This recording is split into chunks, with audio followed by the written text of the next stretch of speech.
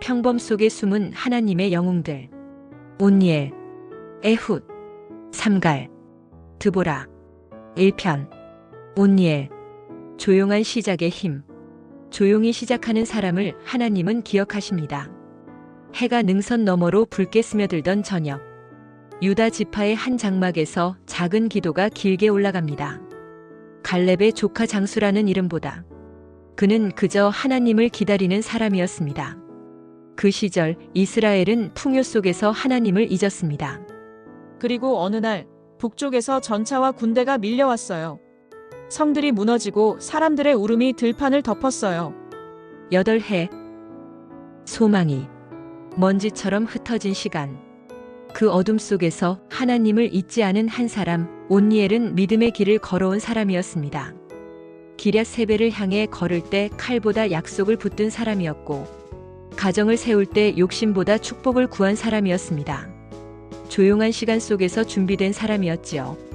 그리고 어느 날 하나님의 영이 그에게 임하셨으므로 그가 이스라엘의 사사가 되어 사람이 때를 만든 것이 아니라 하나님이 때를 여신 순간이었습니다.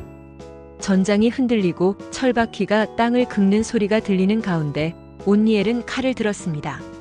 하지만 그의 무기는 기도였습니다. 주여, 이 백성을 구하소서. 먼지가 치솟고 함성이 터질 때 빛이 번개처럼 내려 적이 쓰러졌습니다. 전쟁터의 함성보다 작은 기도의 숨이 더 강했습니다. 이스라엘은 그날 하나님의 손이 아직도 살아계심을 보았습니다. 그 후 온니엘은 집으로 돌아와 하나님 앞에서 조용히 살았습니다. 그 결과 40년 전쟁이 없었습니다. 온니엘은 이렇게 말합니다. 조용할 때도 믿음을 놓지 마라.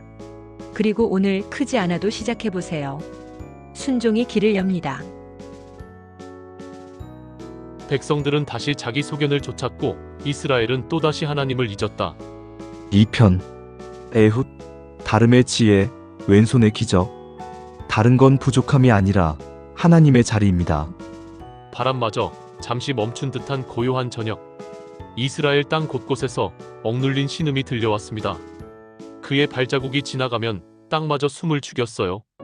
백성들은 18년 동안이나 고개를 숙여야 했죠. 그때 한 사람이 조용히 일어섰습니다. 이름 없이 소리 없이. 베냐민 지파.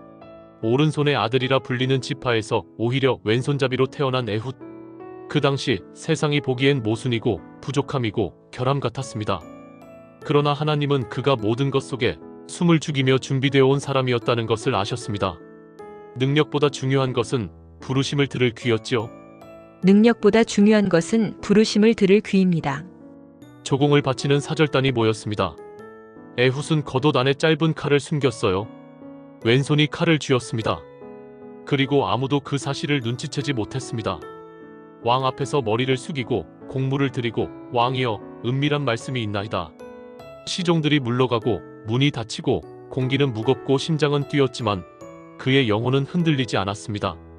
그는 칼을 뽑았고 한 번의 결단이 18년의 억눌림을 찢었습니다. 누가 믿었을까요?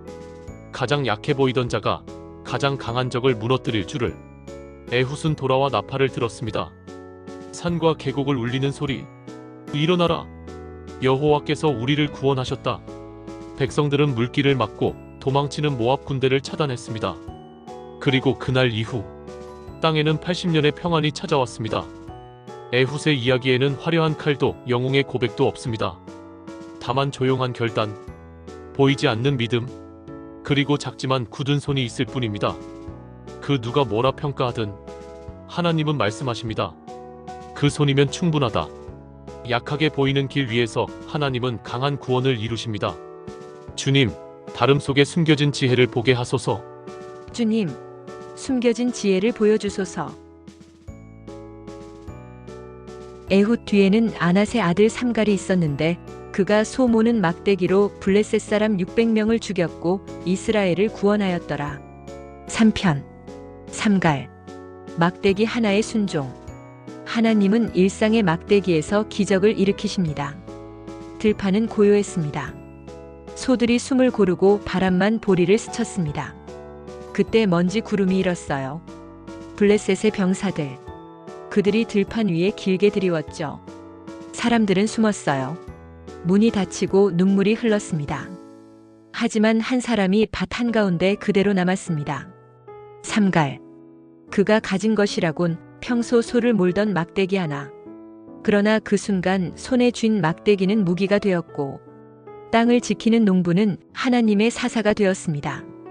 그가 가진 것은 소를 몰던 막대기 하나. 그런데 하나님은 그 막대기를 구원의 지팡이로 쓰셨습니다.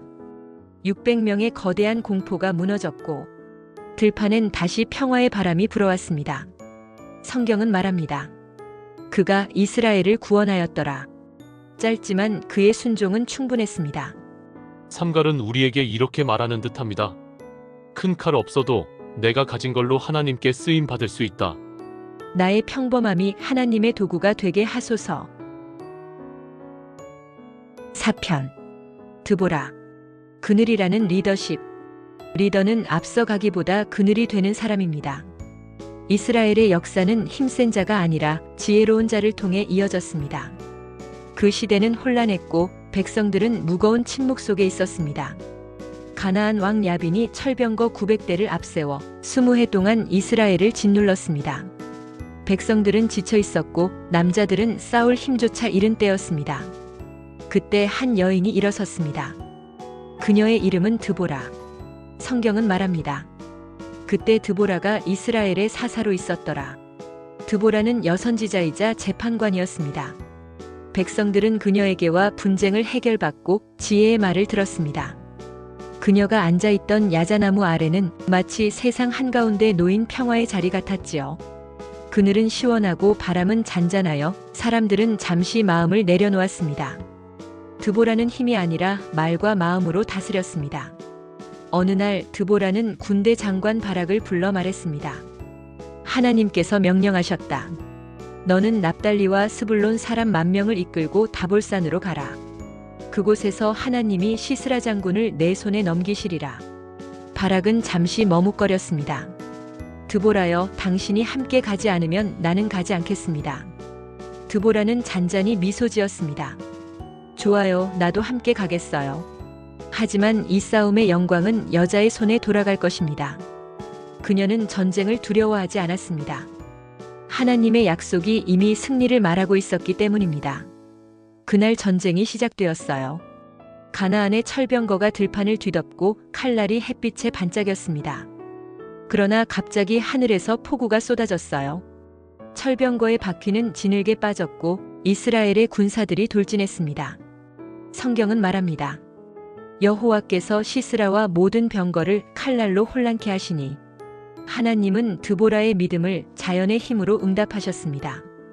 하나님은 드보라의 믿음을 자연의 힘으로 응답하셨습니다.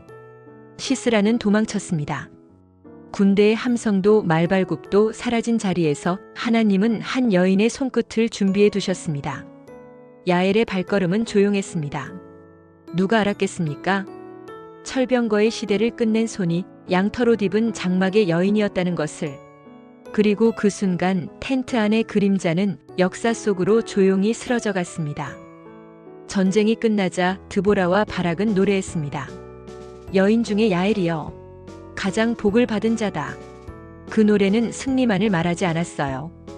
혼란 속에서도 일하시는 하나님의 손길을 찬양하는 노래였습니다. 깨어라, 드보라여. 일어나 노래하라. 여호와께서 원수를 흩으셨도다. 그 노래는 두려움에 잠겨있던 백성의 가슴에 다시 불을 붙였습니다.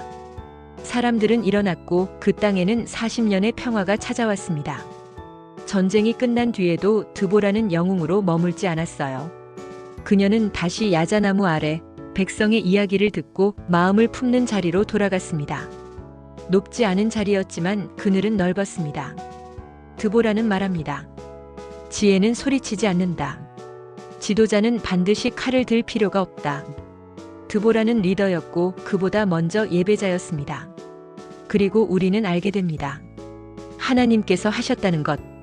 온니엘은 조용한 시작의 힘으로, 에훗은 다름의 지혜, 왼손의 기적으로, 삼갈은 막대기 하나의 순종으로, 드보라는 그늘 아래에 품는 리더십으로. 하나님은 모든 시대에 조용히 준비된 사람을 부르십니다. 그리고 지금 우리 마음에도 같은 질문이 스며옵니다. 너는 무엇을 들고 있니? 크지 않아도 괜찮다. 작은 순종. 그 한 걸음이 내 가정을 살리고 세상을 밝힐 수 있습니다. 오직 예수님 뿐입니다. 감사합니다. 구독과 좋아요 부탁합니다. 여기는 소소한 지혜 상점입니다. 다음 시간에 뵐게요.